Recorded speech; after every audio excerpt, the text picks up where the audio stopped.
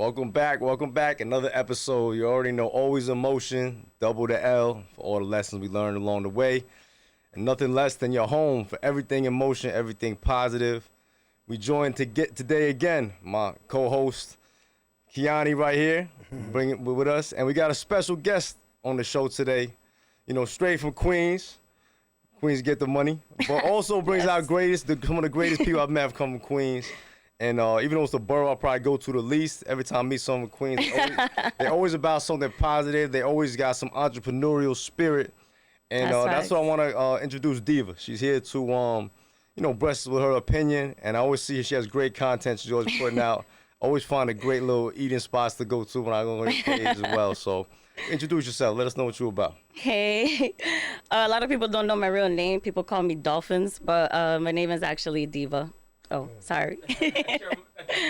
My name is actually Diva. Nice to meet everybody. Formally. Tell them your IG handle just so they can find you. Only for Dolphins, but the 4 is FR. Okay. Only for Dolphins like that. And for TikTok, it's only 4 with the 4 written out.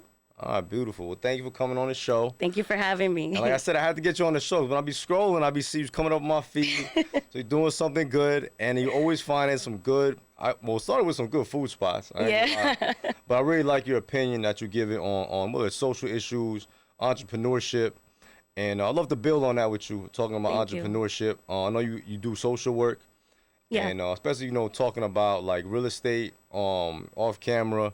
That how much it's important to own your home. I know Queens, you guys got a lot of homes out there. So there's a lot of homes from Corona. You said, right? Yeah, I grew up in Corona. A lot of people when I was growing up, like their family owned the homes that we lived in, or if not, the landlord wasn't just some random guy. It was someone that you knew from your home country. Like my family was very close to my landlord in DR. Okay. So when we came to this country, then we look out for one each other. Mm-hmm. They would rent to us, and that's like how a lot of people got their feet on the ground, like when they came here, like my grandparents, my parents, stuff like that. Yeah, it's usually someone has a house and everyone goes over there. That's how my parents did. Yeah, we help each other out. That way we could build our lives. So ultimately, my grandfather was able to open a business in LES, and he was a business owner. So I was very used to seeing people work for themselves when I was growing up.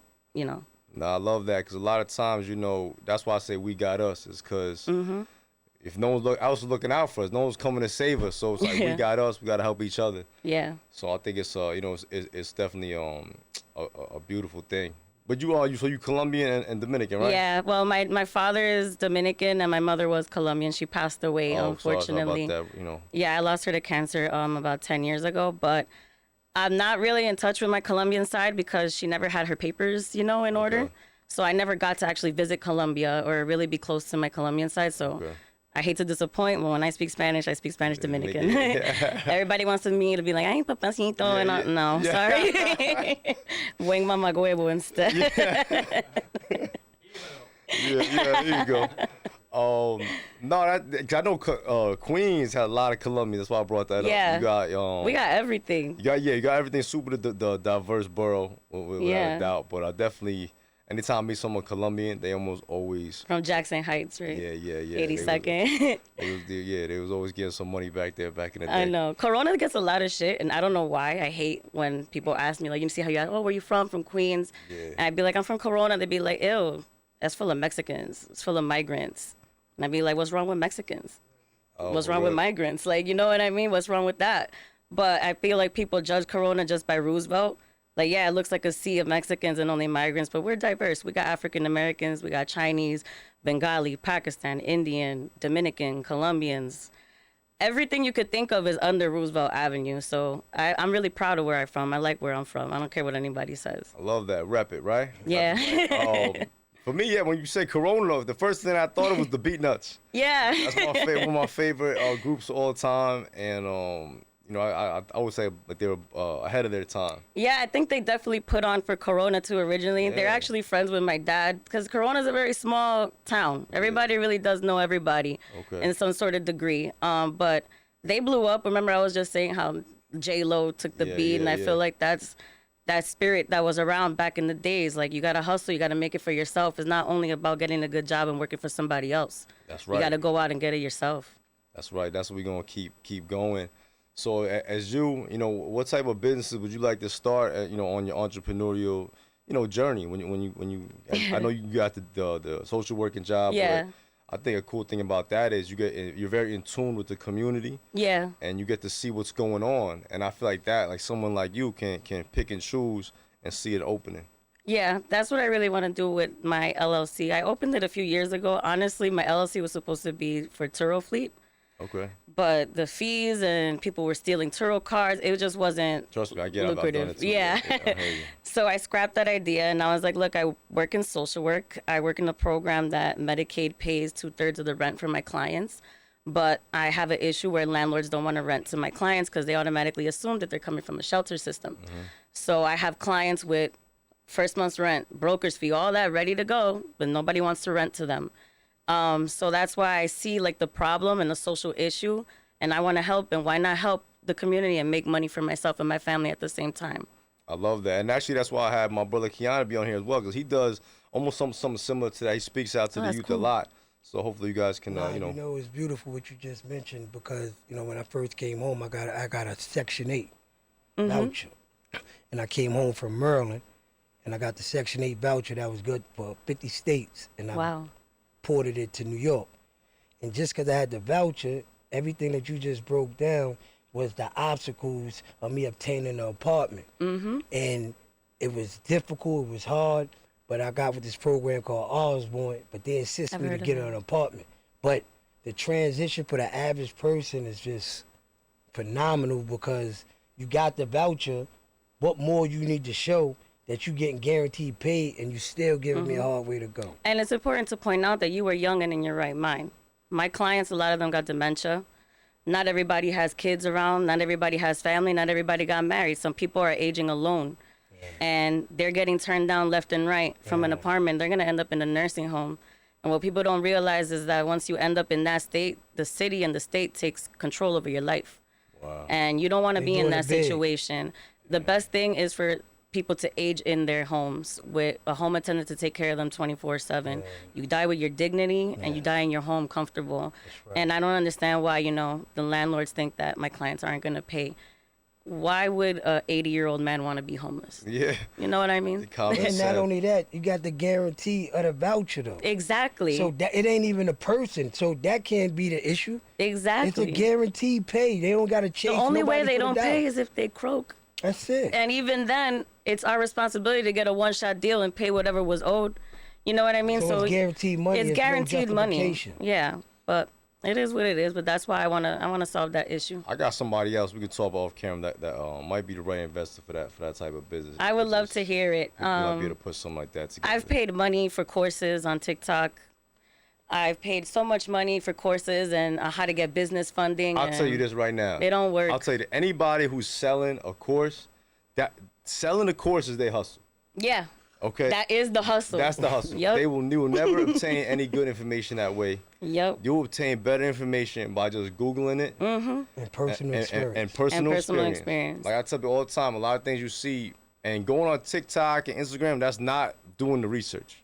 Just go on Google, see what the laws are, and talk to the banks and individual lenders. And don't be afraid of what you don't know. And ask questions because everyone doesn't know at some point. Ask the questions. Exactly. And know that you can trust your instincts yourself. But when you go to other people, if you see some guy on Instagram and he got a big Cuban link chain on and it's all iced out selling you a course, trust me, that Forex course, that investment course, that's not the one. Well, I fell for a take. lady. Yeah. She was preaching, women, empowerment. And how I could get a business loan as long as they do X, Y, Z. And I'm like, well, I have X, Y, Z, and A. And they don't give me a loan because my personal credit was shit. So it doesn't matter. Yeah, they didn't care that I was showing deposits in my business account. They don't care. They were looking at my credit. So, Depends where too, because if you have solid deposits, they usually will lend you sometimes 50% of your my total credit was deposits. bad. I'm not shy to admit it. My credit was like 580 when I opened my LLC. You gotta get a little bit higher. Get that 630, hey, 640. You good. It's at 720 now, right? Love it. That's why it was, so hard. And I feel like those courses on TikTok didn't really show me the reality of how it really is gonna be. They tell you all the good stuff, but it comes down to it, it's very simple. Give me the checklist. Yeah. And just now, when you have this, now you can go get that. You Yeah. definitely got a lesson from it, though. Yeah. Yeah, I never paid for another course in my life. But I'm just saying, even if you did pay for it, the experience of what you studied is Yep. something that you could utilize. Yep. You dig what I'm saying? You know what not to utilize in Yeah. your personal experience and what you can from what you learn. Yeah, that's true. That's all. You got to look at the positive of it. Exactly. Yeah. Even how you do it, That's nice. what caught my attention, how you do your content on social media, you're actually putting out good content. You're giving out good stuff like that. Actually, whether it's a place to eat, whether it's your take on something, it's not like a clickbait type of information. It's something that, okay, I like that, and that's what I respected about you. To be honest, on my personal pages, I was always posting funny stories. I was making my friends laugh all the time, and I'm like, I'm on social media all day. I'm making people laugh for free. Later. People from high school that never liked my shit. You know what I mean? So why not just build a public profile, see if people fuck with me. They find me funny and I blow up. Okay, that's another source, of income and stuff down the line. If not, I'm having fun making my videos in the process. There you go. I'm all over the city eating anyway for lunch at work and all that. I just post my everyday life and everyday jokes that New Yorkers would get. You know what I mean? So I don't care. I have fun making my videos. So. Nah, I love them. I'm a fan of them. Thank you. And I do like them. You know, me and my boy, we always talking about that. Like, yo, why are you looking at my store if you're not liking my stuff? If that's my people's, I'm liking it. I'm liking everything. Nah, yeah. If I fuck with somebody, I want to just say, even like these content people, like if I follow you, it's not because I just want clout. If I follow someone, it's because I really fuck with their content and what you're saying and stuff. And I support your message. I support people that are doing positive things and actually trying and going for it. Even like you said with definitely. So with your back to your business and understanding that model, I think it's great. That's a great way you can pick from it, and even like do some, once you get it down and get it going, then you even offer some consultation yourself. I actually am gonna start consultations. There you go. You see, but I'm waiting for summer to die down because people be on vacation and stuff like that. But I'm gonna start offering consultations for people that take care of their parents, take care of their grandparents, to understand the program that I have and their options. Sometimes nursing homes trick people into believing that there is nothing else but this. They do. And there's also times where I have clients that are above the Medicaid limit and they think, oh, I can never get Medicaid, I can never get a home attendant. There is millionaires on Medicaid, y'all. I'm spilling the beans. There is millionaires on Medicaid. All you got to do is put your stuff in a trust and protect your assets, and you can have access. So it pains me that there's millionaires on Medicaid, but I have a client from Corona who's making $50 above the Medicaid limit, and she's throwing her hands in the air saying, I can't do this, I'm never gonna have help. Like, no, they just don't know. People don't know better. So I just wanna offer consultations because elder attorneys charge like thousands of dollars to do what I wanna do. And I would never charge that much. I would do like a sliding scale or even free if you really don't have the money. No, that's very honorable. I like that a lot. And that's see, that's why I wanted you to come on the show. I knew you were a person. You know what I mean? In my mind, it's a way to kickstart some money for my LLC. And it comes back, and it's a way, when you do something for good for someone else, they're gonna speak about you highly in other rooms when you're not there. And so it's a way to advertise yourself. I have some clients that I still talk to that I'm talking about, like a client I helped like 8 years ago. Okay. He hadn't bathed in 3 months. Before I went in, I got him a home attendant within a week. She was able to shower him, cut his nails, groom him. He ultimately moved to Washington with his sister. Okay. But in those 8 years, every year around December, I keep in touch with them just because the impact that I made, on their lives. Dope. Every time you take a shower, you're thinking of 90 days. I just will never forget Mr. Bagley, if you're watching. He said, you brought me my dignity back. That's a beautiful thing. That's man, you can't buy that feeling. It's something that stuck with me, and that was when I know, I know I'm doing the right thing. Like, I want to keep doing that. That's love. I like that. Yeah. How long you been doing social work? Ooh, I graduated Lehman in 2017. Okay, all right. So that's almost 10 years that I'm doing social work, and I always majored in gerontology. So I wanted to work with the elderly population. I did work with kids, but it's too tough. On the heart. I would come home crying, and I was like, no, I don't focus on my old people. Okay. You got to have a tough heart for it. Shout out to the social workers that can. I can't work with the kids' cases. It was too much. Yeah, it's a lot. You know. Yeah, it's a lot. With the elderly, it's I know Yeah. how to manage them. I took care of my grandpa. Okay. Yeah. You know, I take care of my grandparents. They raised me. They did a big part in raising me. So managing doctor's appointments and follow-ups and all the stuff I do for my clients, I was doing it at home already. Yeah, You know? okay. With elderly people, sometimes even like what I see with my family and things like that, it's especially when you knew them and you see them and you're like, man, sometimes you don't realize how old people get, and then it hits you like, man, this person like even like Yeah. my mom and things like that. It's like, man, sometimes you're like, man, you know, you don't really got it there no more, huh? That's But- why I but want it's- to introduce the yeah. consultations, because people don't know how important it is to get shit in order before shit hits the fan. Yes. When your mom starts forgetting things, that's when it's too late to get a power of attorney, because the lawyer's going to say she's not in her right mind to sign this document. So that's why I think it's important that people understand you got to start planning for your parents and your grandparents when everything is good, you know? Yeah. My grandmother was like that too. She just passed. She was like 98. Oh, I'm sorry. I think 98 years old. Wow. That's Yeah, a blessing. 98, God bless. But she was like, you know, and I love her to death, but she was hard. My grandmother was was someone who was hard-headed? like she was just hard in general. Like, you know, I remember having like someone had took like a lunchbox of mine when I was younger. She drove me back around. You better go get that. She was that type of grandma. But then as she got That's older, funny. she softened up. I guess when they get older, certain things change. But Yeah. same thing. When she passed, you know, it was kind of like in disarray. Like no one really, because she didn't want to let no one tell her what to do, and so it was tough. So I think your consultation could definitely help Yeah. a lot of people. That's something actually. See, that's a course you want to buy. That's something that It's not a course. Not a course. It's a one-on-one. Right It's an there. actual service that I want to do. Yeah, definitely. So, But I think it's a good way, because I'm struggling to find startup cash. You know what I mean? I can't find a loan for $50,000 right now, even with my credit Yeah, at 720. It's a tough time. The Yeah. only times they're really gonna lend you now for everyone at home is if you have some collateral, like a real estate property. That's how we went back. Like we were talking Yeah. off camera. People who own real estate, and sometimes people get older and they don't want this house anymore. They don't want to pay for the upkeep, so they think they're just gonna sell it. But if you're anywhere in New York City or in the surrounding, you know, New Jersey, New York, or Connecticut, even, you can take loans. Some of the best loans you can Yep. get are off of real estate, because especially if you own a home, the interest rate is gonna be low, or you only have to pay interest on what you borrow and when you use it. So, opposed to not having and when they say collateral, that's what they want. They want Yeah. real estate, something real. That's why I kind of repivoted. Instead of trying to find a private lender or trying to beg for money, I'm just trying to save up money to buy my own house. Yeah, that's. Because then you can just take a loan out and buy the second property, and then the second property I'm going to start renting out Yep. to who I want to the Medicaid program that pays the rent and stuff like that. That's. But if you You want to got- buy a house, you still need at least 40 or 50K. Yeah, especially around here, you gotta You get know? even if you get that first time homeowners buy. Yeah, the FHA. Yeah, that's what and I'm then, trying to do. And then even now the interest rates are high, but if you can get, if you're in a business like you have a steady job, you can get the property. Yeah. Get it, because you can always refinance later. No, I'm definitely so- keeping my day job Yeah. as long as I can, you know? No, definitely. I Until think, this cash flow goes above what I'm making a year, then I can step away from my job. But I think that I love my job so much. I was gonna say that I can tell you love it. There's and, some clients, like, if they're still alive in a few years and everything pops off, I want to stay with them. Like, you know, you just build a bond with these people. And not just the clients themselves, their kids. Yeah. The kids are the ones that are calling you every day, you know?